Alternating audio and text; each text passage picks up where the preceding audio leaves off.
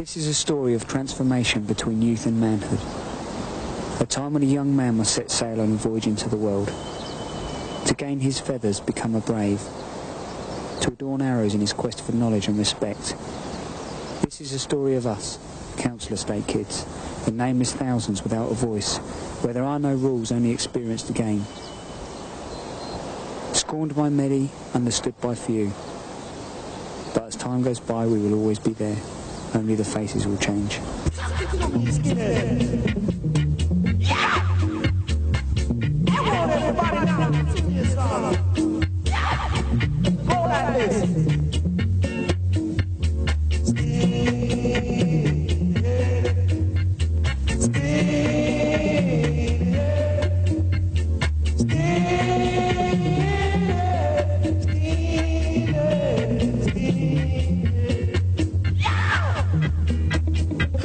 Skinhead to me is not like no movement. That's the last thing it is. To me, it's a way of life, man. It's a culture that I live by.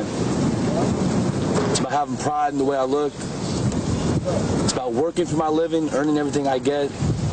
It's about going to reggae dances and having a good time. About enjoying the most multicultural culture in the world. Hey, watch out, there's some skinheads running around here.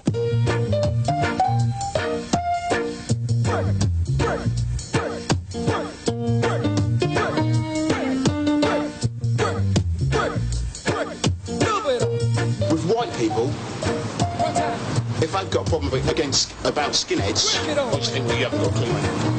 Do you know what I mean? You just haven't got a clue, really. You haven't looked into it at all. Do you know what I mean? It's as simple as that. There's a lot of different things. It's all right to dance skinhead, sort of thing, but it's not right to be a skinhead.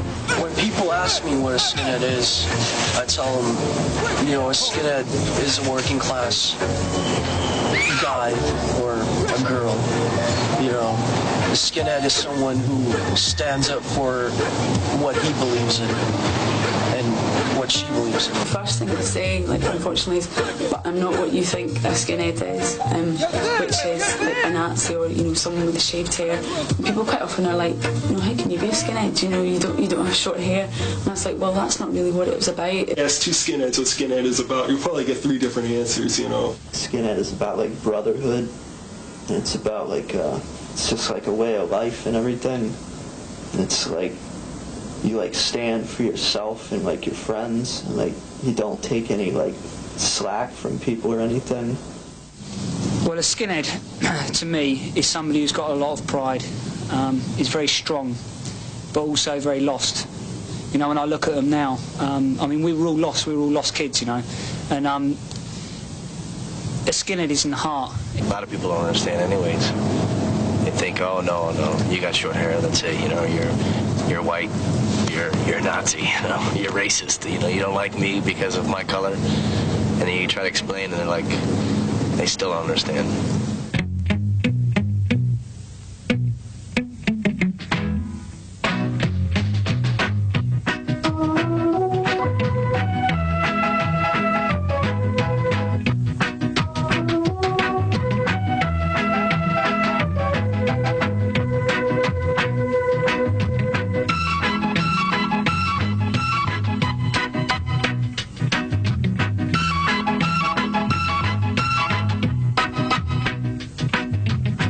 To me, it was about pride in myself, you know, pride in the clothes, pride in the estate, proud of what we could be proud of, really, because at that age you need something to latch onto. It's a feeling, because it's hard to actually walk about life knowing people hate you, but still feeling pride in what you are.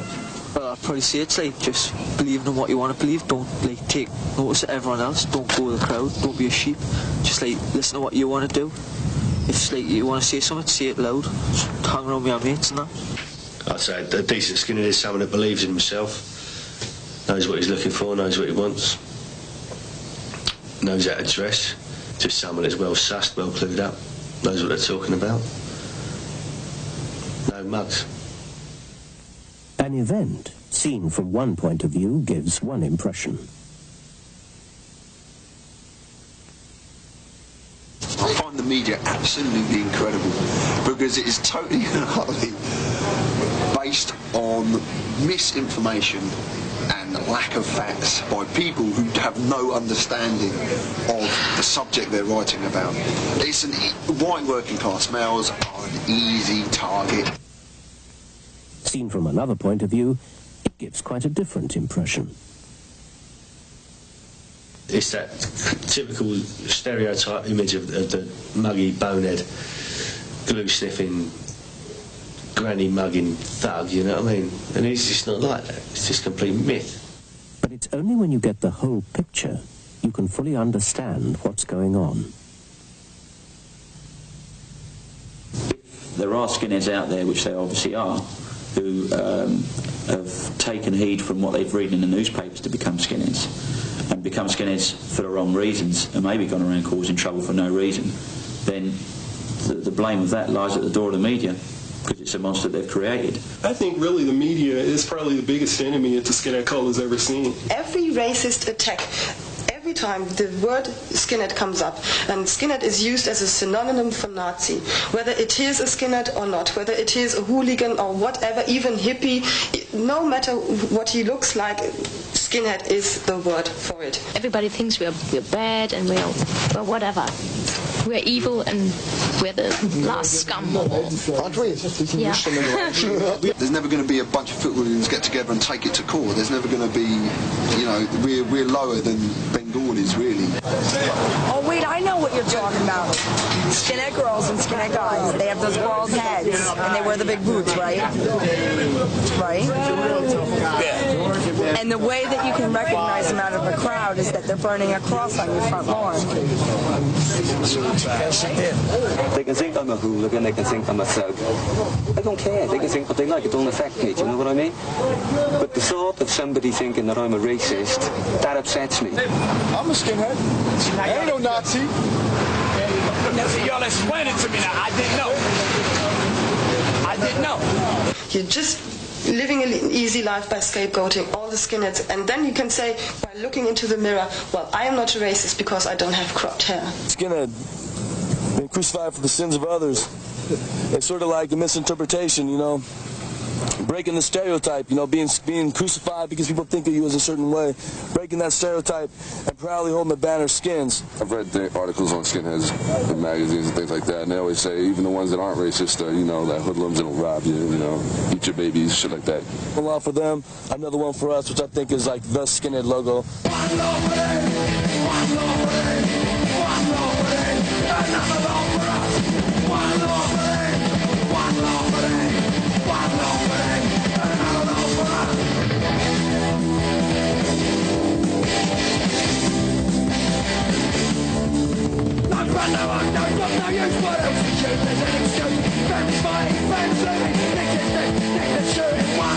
Everybody knows the media is controlled and run by middle-class people who've never lived in the environment that I grew up in and how skinheads grew up. They've got no perception at all of how we are because they don't know us. How can you go to a public school and then go to a university and live in middle-class greenbelt land around London and work for the BBC and then tell us how we're meant to live? They get their hair cropped, buy the uniform, and they're in. Narrow clip-on braces worn to be seen, but perhaps they're best known for their big boots, sometimes fitted with steel toe caps, which are not just for protection. People say, oh, I can't understand it, you know, why they do all this. Well, people saying that, and these are top people, politicians or whatever, say, no, I can't understand it. Well, that's just ignorance, you know. If you don't understand something, then you're ignorant of it, you're uneducated on it. There's a lot of hippies lost in the media at the moment who still carry a sore point for skinheads, and that's why it reflects in the way it does in the media. Bollocks to the media, really. Get up in the morning, they pay for bread, sir, so that every mouth can be fed. Oh, the Israelite. On my kids. I can basically remember it was mid-60s I started to see them, probably about 66 time they started to sort of evolve, but by sort of 68, 69 it was rampant. Shut them I'ma tear up choices ago. I don't want to end up like Bonnie and Clyde. Oh, Israelite. After a storm, there must be a calm. If you catch me in the palm, you sound your alarm.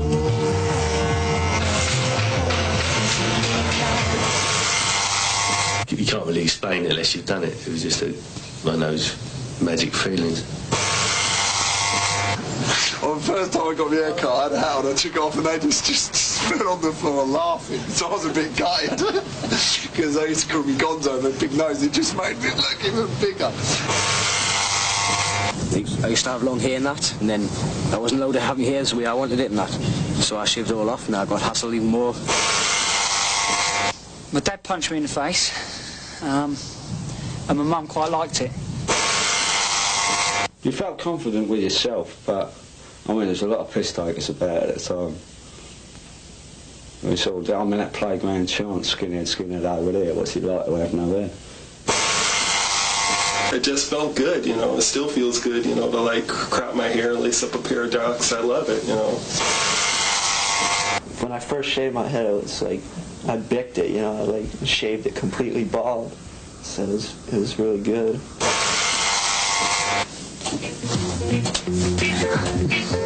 We're having a party. I hope you are hearty. Yeah, we're having a party. I hope you are hearty. Sing it to me, children. Rum ba ba doo bam bam bam ba doo. Rum ba ba doo bam bam. Intensify. Rum ba ba doo bam bam bam ba doo. Rum ba. The original skinheads evolved out of the mods. The clothes, you know, with the stay press, the brogues, the suits, were always, you know, in the evening smartly dressed. In the daytime it was jeans, braces, boots. It goes from the sublime to the ridiculous, basically the style. I feel like 10 buttons on your suit is like very smart to the extremes of being snobbish.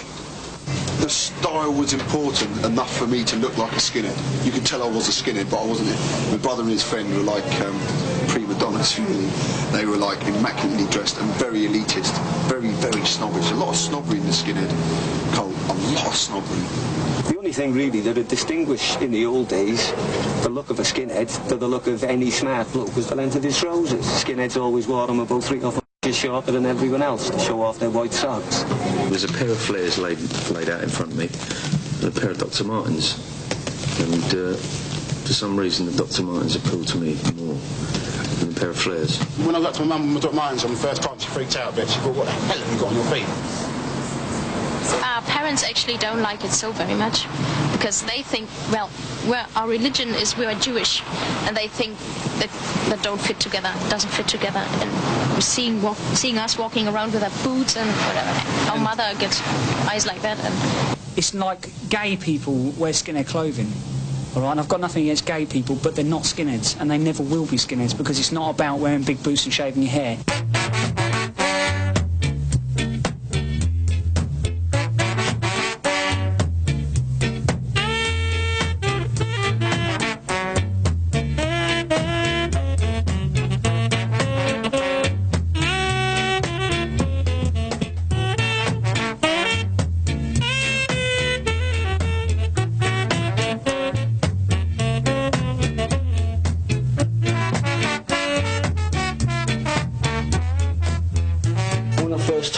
All the old skinners were giving me their stuff, and I was a real class gear at that time. When you was going through 77, you couldn't get sod all. You know, be army lightweights, Aaron jacket, Fred Perry t-shirts. I mean, those were the things that you could pick up in the shop. Didn't like when it kicked off with two-tone and what have you. You had a lot of gear that come out, but it come out labelled as mod wear. It's like you've got this big thing nowadays about skinheads only wear Levi 501s. But originally, any pair of jeans would do, like you'd wear Levi's, Wranglers, Lees, anything at all. Like, same with the shirts. People know, they say, oh, skinheads only wear Ben Shermans. Well, it's a load of rubbish, really. Like, originally, you wasn't even button-down shirts. It was just ordinary, plain, white work shirts. When I went to school, you know, you had to wear a white shirt. So, you know, Ben Sherman and white Ben Sherman looked much better than those sort of white nylon-y ones. To be sort of try to dress the original style. It looks an extreme look. When you see somebody with the boots, shaved head, and I mean, it's kind of hard to look nice and quiet. And you look nasty, whether you are or not.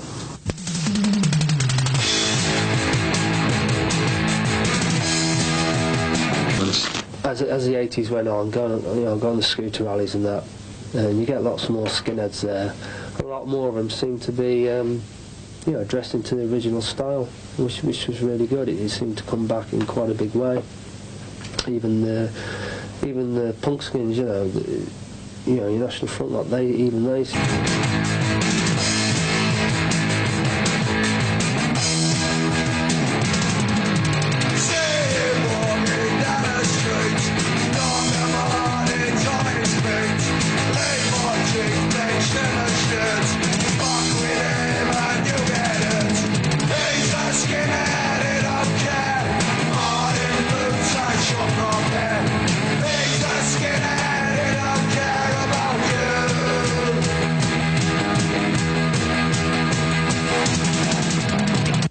He was whistling when he strolled down to the Barking Road.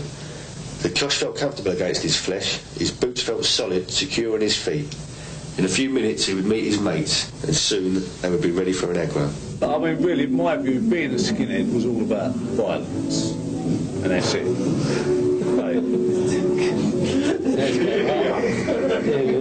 Whether it was baggies, blacks, football supporters, whatever, violence. The way of being a skinhead is that if I have a problem with you, I would do it in a way that I feel necessary for me to do, which is normally violence. If I don't like you and you say something to me that offends me, I'll kick your head in.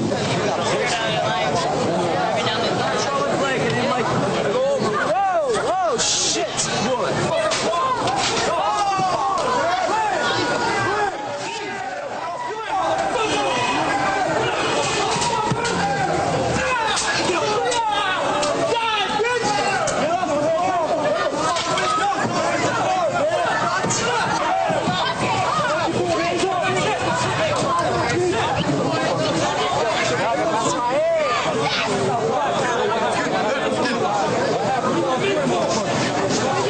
Hammers over my head, iron bars over my head, I've been stabbed up, nose busted, steel pins in my hand, been shot at twice. I've been shot. I got shot in like Seattle over a skinhead fight, I've been stabbed. I got stabbed in LA in my face by another skinhead from a gang called Lemonheads, who are now Urban Boot Boys, whatever, right?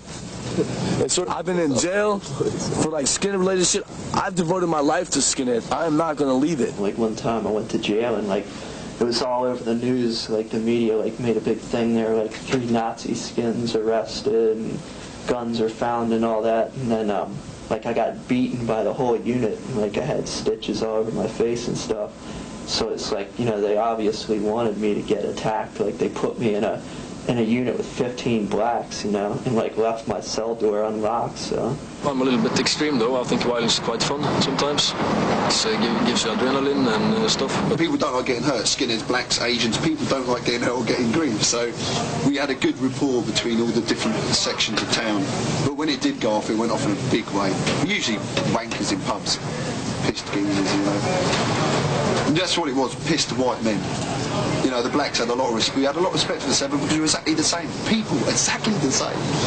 Young lions. If someone's fronting you face to face and taking a piss, do you know what I mean? You got to deal with it, But if someone's having a little, you can walk away from it.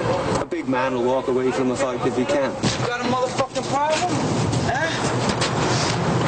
You want some fucking knots on your fucking head? Just film, motherfuckers, because you don't know what the fuck you're dealing with over here, boy. It's part of any teenager growing up, part of anyone growing up. It happens everywhere. Can't escape it. It's part of life, isn't it? I'll kick every one of your fucking ass. hassle, though. It just comes to us, really. Well, every weekend is always with trouble. Good Friday, battles down the fair. Every Good Friday when the fair opens again. Bit violence now and again. A bit of corner, It's not just skinheads. It's metalheads fight, hippies fight over pot, you know. Everyone fights and stuff. Just skinheads always tagged for it. I wouldn't doubt that violence is associated to skinheads, but sometimes it's either justified or there is a reason for it. And I think there's a great difference between violence for a reason than mindless violence.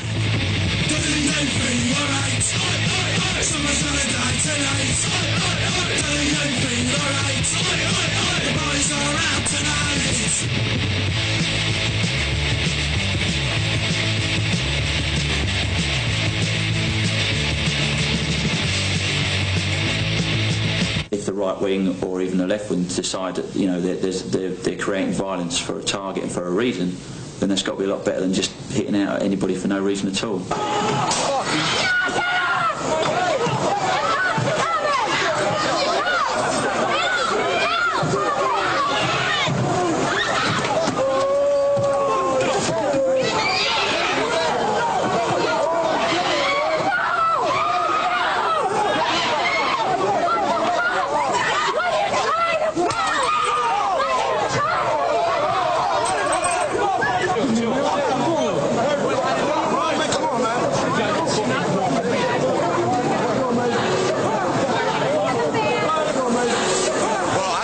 Know what happened. All I know is that these people get beat up. It's fucking bullshit. If you're fighting for a reason, that's cool. But obviously this isn't a reason. Obviously not. When you got 20 on one, that's not a fucking reason.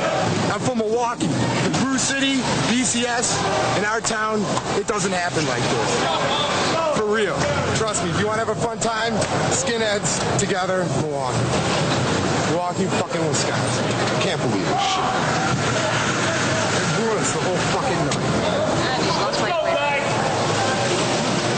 Why I didn't become a Teddy Boys was, I just didn't like crackers. Skinheads was all about, everyone knew skinheads didn't like crackers, and so I thought that's the one for me, I'm a Jackson Heights thug. I look for people to beat up for no reason after a while. Brooklyn, New York skinheads, and Hawaii, hula hula. Harbour skinheads, Wilmington, Carson, Long Beach. Uptown Boot Boys? Yeah. Well, it started in the dark days of '88. There was the hip-hop music. A bunch of hoodlums. Well, the Brooklyn Oi boys, we're stronger than ever. Most of us are dead or in jail.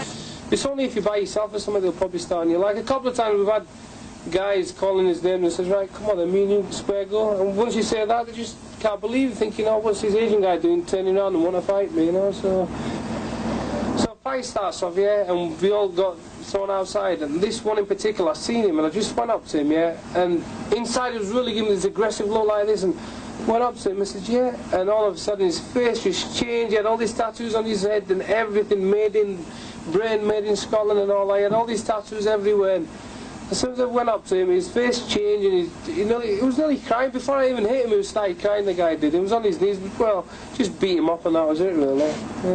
I wouldn't say it is a particular violent cult, but people have portrayed it that way, yes.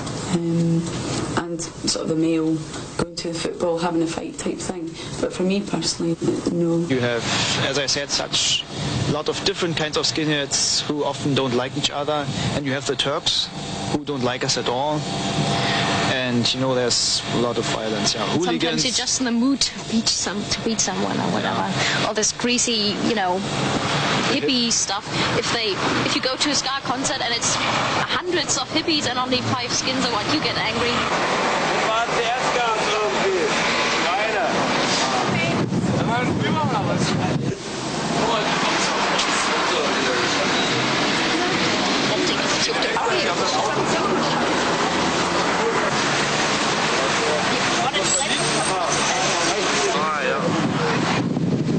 Hast du mitgekriegt? Die Arschlöcher haben CS-Gas aus der Wanne raus. Echt? Ja. Hier, willst du was abhaben? Nee, das geht schon. Brauchst du noch Wasser? Wer ist der Zweite? Wer hat noch was abhaben? Nee, mach nicht. Wasser schadet doch. Ich hab das oft hier noch mitgekriegt. Jetzt sag mal eins. now it's unified power all over. If one of our friends got hit, if anybody, even if I knew a person, just one person, and that person got hit, all the skins are going to have to fight out. At first it was just a mob who went to school together and hung out and sniffed glue and drunk beer and that sort of stuff. But as we grew older, that gang became a lot more violent and a lot more aggressive. So we like to be remembered as the most violent urban skinheads. That's how we like to be remembered, guys. No one else could be as violent as what we were. Lots of people, the only language they understand is violence. When it comes to a big guy who wants to fuck you up, you can't sit there and talk to him. He'll just laugh at you and you lose respect.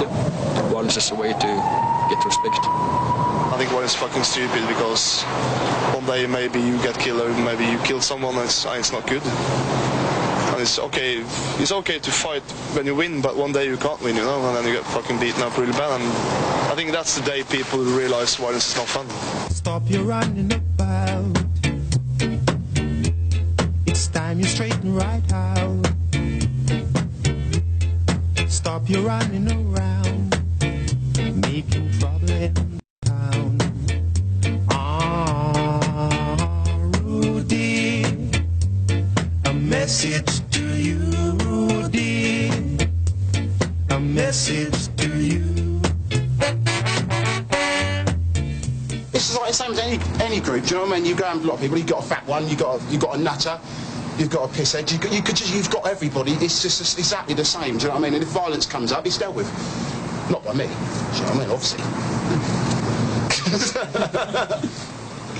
I'll let them do the fighting, I have to do my other type of fighting with all the other fucking people giving me abuse, do you know what I mean? There are instances, yeah, where, you know, you might have to defend yourself and stick up for your mates and, you know, do what you have to do.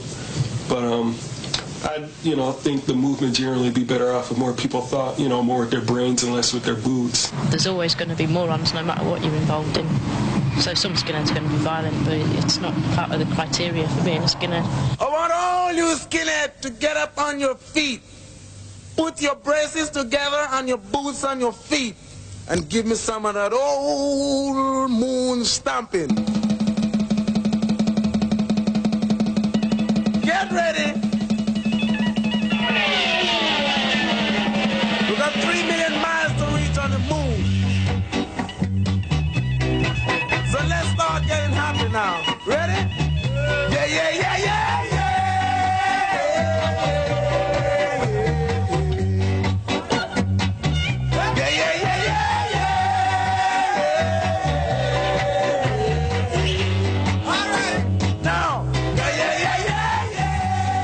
Was born out of a mixture of working class cultures, basically being the British working class culture, which was like your working class mods, sort of evolved into skinheads around 68, 69. And they picked up on the Jamaican music they'd been listening to in blues parties and things, and took it on as their own. And like as a mark of respect, reggae musicians started saying thank you by recording Skinhead Moonstomp, Skinhead Girl records like that. So reggae music and skinhead grew together. And with regards to like sort of skinhead reggae and the rocksteady, it's hard to describe, but it's a really good feeling, you know. If you hear a good song, you're like, oh, you know, that's brilliant, and you really sort of get into the rhythm and you want to get up and dance or do whatever. But it's something that really like affects you. That's the sort of music I like, and that's why I like it, because it really sort of touches your soul. It's always been that music for me, you know. I suppose I've just grown up as a white West Indian. I think the song that really typifies being a skinhead has got to be Simmerip's Skinhead Moonstomp. I think it came out 1969, 1970. On that there was Skinhead Moonstomp, there was Skinhead Girl, there was Skinhead Jamboree. The whole album was dedicated to skinheads. The front cover was for skinheads, and for a group of Jamaican musicians who actively taught the skinhead cult, really emphasised the mixture of British and Jamaican cultures that had come together to make skinhead what it was. You know, like every skinhead firm had a few Caribs in, you know, a few sort of Jamaican guys. They all used to go to the same club. There was never any problem. When the skinhead walks down the street, every chick heart skips the beat. When the skinhead walks down the street, every chick heart skips the beat. Skinhead, skinhead, skinhead, skinhead. would ask them, is there any skinheads in the audience? And they would say, yeah, quite a lot, and it makes me happy. When I see them, I know what I'm going to expect. I know. You get what I mean? So I do like skinheads coming to my shows. When a skinhead walks down the street, every chick hop, people be skinhead. Skinhead. Skinhead. Skinhead. The chick that said that they're looking cute in the braces and the baba boot. The chick that said that they're looking cute in the braces and the baba boot. Skinhead. Skinhead. Skinhead. True skinheads, you know, they're into reggae music. They like oi and stuff like that as well. You know, that's like homegrown music for skinheads, which we didn't have the first time round. No doubt, if there would have been oi bands in '69, we'd have all been into stuff like that. You know what I mean? Oi is about having a laugh, having a sigh. Oi is a Cockney expression. Oi!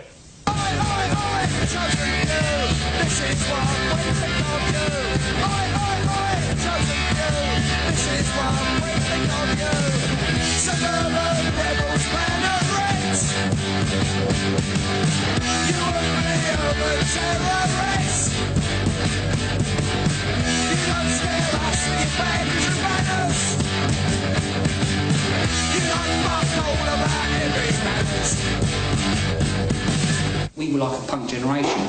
You know, we were angry and we wanted to, you know, we got together and we thought, fuck the world. Do you know what I mean? And that's really what it was all about.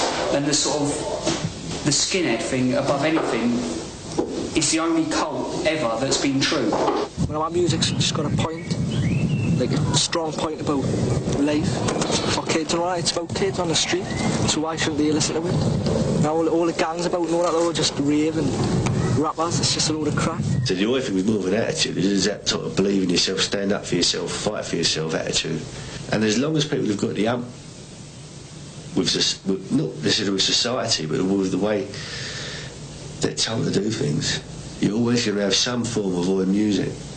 The only bad reputation oi music has got, really, is because of the white noise bands, you know, the fascist punk bands.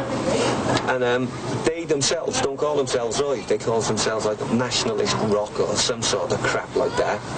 But real oi music, it's never had anything to do with, you know, fascist politics or anything like that. We never really associate ourselves with the oi thing, although our music was very similar at the beginning to oi and sort of skinhead kind of punk music, whatever. Skinheads in the papers, skinheads you just can't fool.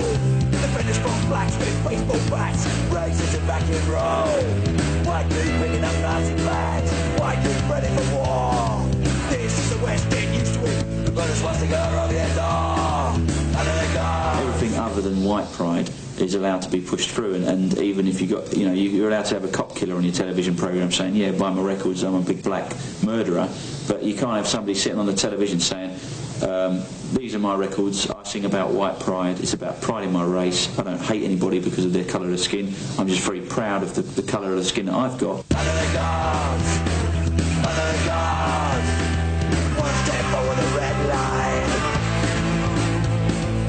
London basically was an organisation started because they wanted to break away from the White Noise Club, which was controlled by the National Front. Although the bands involved, I would say, were definitely right-wing and along those lines, they were seeing that the National Front were taking advantage of the bands and not paying anybody and basically ripping everybody off. And although we wanted to keep the politics the same, most people in the bands and you know, organisers in that kind of field felt it important to run an independent thing, totally independent of any political group, so we could bring in anybody basically who believed in the survival of the white race.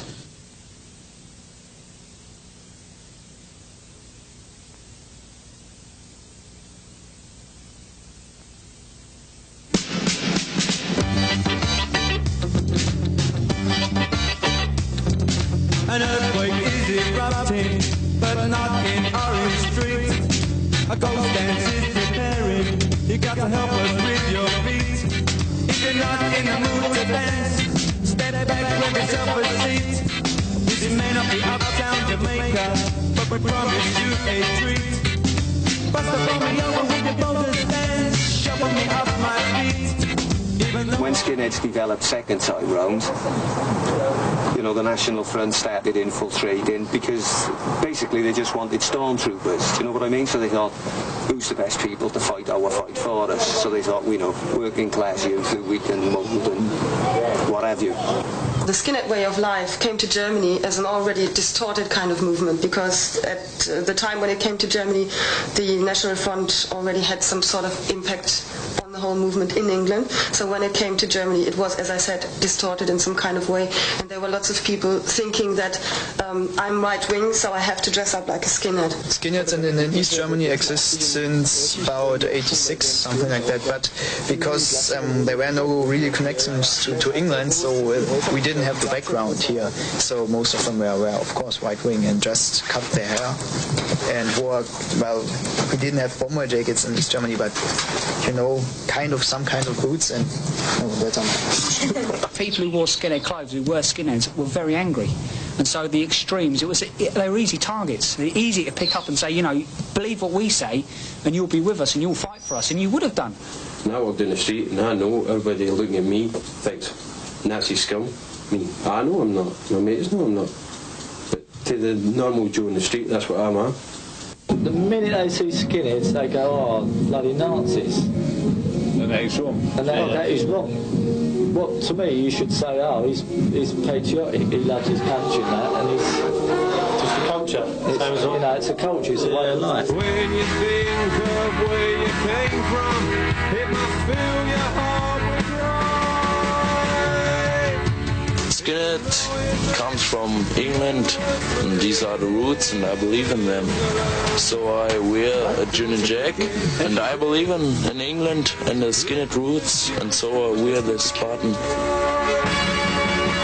Praise the Lord, you was made in England. People harp on about, you know, the old days in the 60s and stuff like that with the reggae music and stuff. Even back then there were racist skinheads and that sort of thing, but not so much maybe affiliated to political parties. But in the late 70s and 80s and as of now, I think that the connection is definitely there. If you know where your history comes from, which is a mixture of British and Jamaican working class cultures, how can you be a racist? By being racist, you're denying your heritage. When we used to go and see Bad Manners and Madness and stuff like that, and although even some of the bands that would have like black musicians and that sort of thing, there was never that two-tone thing being pushed down your throat, and the whole place was full of skinheads, and most of them were right-wing. I think a lot of people there just go along like you do to a football match and get tagged. You know, you see people going, hey, and you think, oh yeah, that looks good, without really knowing what you're doing. Politicians will go for the skinhead cult because of the passion involved in skinhead, so it's easy for an extreme party to grab hold of passionate kids and say, believe in us, and have passion, whether it be the Nazis, the lefties, the blooming Ban the Bombs, whoever it may be. I mean, I remember coming out of a Bad Manners gig in the Rainbow in North London, and there must be about 500 skinheads came out, and they all walked underneath this arch with Zeke Island and stuff, and a couple of blacks got beaten up and stuff, but there was a very high presence of right wing. There was never any suggestion of any left wing thing, even though the two-tone thing probably could be, you know, sort of traced back to the black and white business. But it's very difficult, you know, to do anything to promote racial harmony. I mean, we used to get a lot of stick for not really coming out with some sort of political agenda. But, you know, we used to just sort of talk to some of these people and try and turn them around or whatever, you know, or find out why they thought like that.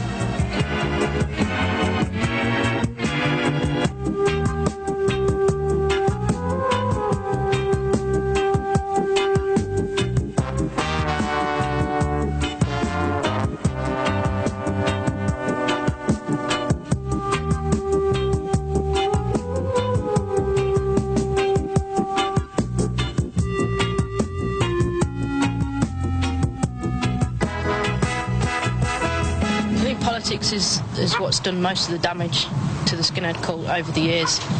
it's torn it completely in half. I mean, it's a personal thing. I mean, I've got my own politics, but they're not to do with me being a skinhead, they're to do with me being a person. To me, it's obvious. It's not politics that have ruined the scene. It's the fascists have ruined the scene with their politics. There's no real contradiction, I don't think, in the fact that a skinhead can be white power. I think that the contradiction would be left-wing skinheads or black skinheads, because I don't see that they can be, really, because it's a white working class cult. What you get from black people is like an unnecessary grief, because you don't expect it, you don't need it, do you know what I mean? Because it's like, I am a black person, so just let me do what I've got to do, do you know what I mean? And let me get on with it, do you know what I mean? But they don't look at it like that. They look at it as like, you're a traitor. A lot of Nazis put you down because you're not white or whatever, and the skinheads came out from being, oh, it was a white, gang or whatever. It wasn't about that, no. Everyone said that, all the skinheads are Nazis and that. And there's no way we're Nazis. I mean, my father fought Nazis in the war. All our dads did. There's no way we're Nazis, but the Anti-Packy League was different. That doesn't make us Nazis. I'm English. I'm British, and I'm proud to be English and British. But I don't say we're Nazis like because Nazis. we like our country, innit? Who's the best of Nazis? British movement. Pressure drop, oh pressure, oh yeah, pressure gonna drop on you. I said, pressure drop, oh pressure, oh yeah, pressure gonna drop on you. I said, and when it drops, oh you gotta feel it, oh what you were doing wrong. I said, and when it drops, oh you gotta feel it, oh what you were doing wrong. Both sides just want to use you, either the far left or the far right just want to use skinheads as scapegoats for whatever, you know what I mean? Just like the Klan want to use skinheads to do their dirty work or whatever, then there's whatever else groups like the Anti-Nazi League want to use skinheads and everything. Most skinheads are right-wing, and possibly they don't choose to be right-wing, but they become skinheads, but they become right-wing because they're in a position to see things as other people don't. Rude boys stand and fight for the right to live in shanty town. Rude boys stand and fight for the right to live in shanty town. Jack, Leg, Diamond, they'll have higher to your mother. Jack, Leg, Diamond. Skinheads Against Racial Prejudice started in '88 in New York. People didn't understand it, because in New York was weird times back then. It was really rough, even there were black Nazi skinheads, CHAP is not an organisation. CHAP is just a statement for expressing the way you feel. If you're a true skinhead who acknowledges your history, hates racism, is into your reggae music and stuff like that, wear a CHAP badge with pride. So Joe Public will see you with your badge on and think, oh, I got it wrong. Not all skinheads are racist. I think that the idea of CHAP was very important for the whole of Germany, because it brought the idea it published the idea that not every skinhead has necessarily to be a racist. But the problem was that people believed that by putting a CHAP badge on their jacket, it was some sort of movement. He says that the CHAP often use their badge as kind of excuse. If they meet a Turkish gang on the street, they point on their badge and say, look, I'm not Nazi, I'm not fascist, I'm with you. And if boneheads come along, they see Kyle, go along like that, That's what he said. Well, we get attacks from both sides, from the sharps and even from the right wings too. So we actually really stand on our own. Norwegians, they don't like Nazis. Norway was occupied by the Nazis, and we feel that the Nazis should be kept away. So we made this sharp patch, and we told our friends that you put this on or you fuck off. But after a while, it started to get a lot of shit because a lot of people thought it was sort of a group fighting against fascism. At this point in the skinhead movement's history, I don't really see where it's needed, and I don't see why you should have to wear a sharp patch or anything like that to prove that you're not into it. The general public doesn't like us anyway, so why bother to impress them with stuff like that? I think it's a great shame that some skinheads seem to get into their heads that they have to always go around apologising. almost fallen over themselves to say, look, we're not racist, without even considering what racism is and what being racist is about. The best development that I've seen in the cult today is the whole non-political movement. The fact that skinheads are like dropping politics generally, you know, like no racist element, no sharp, that skinheads are just interested in being skinheads, and I see that aspect really growing, and I think that's one of the best things about it. And if that'll continue to grow, maybe we can get things back to the way they were in 1969.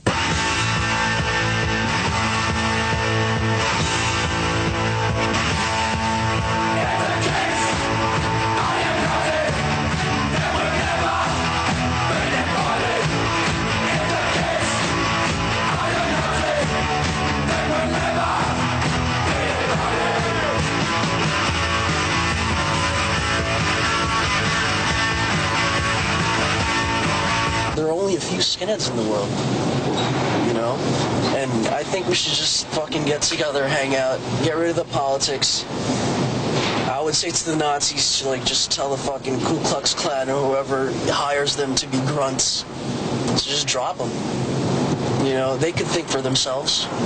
I'll welcome you as a brother, as long as you don't put your politics on to me. I suppose the best thing you could say is, if you ain't got the nerve to stand by your roots, maybe it's time you hung up your boots. Because you're young, sharp as a knife, you need that buzz to come alive. Out on the edge, out on the town, you ain't got time to settle down. You're always sure.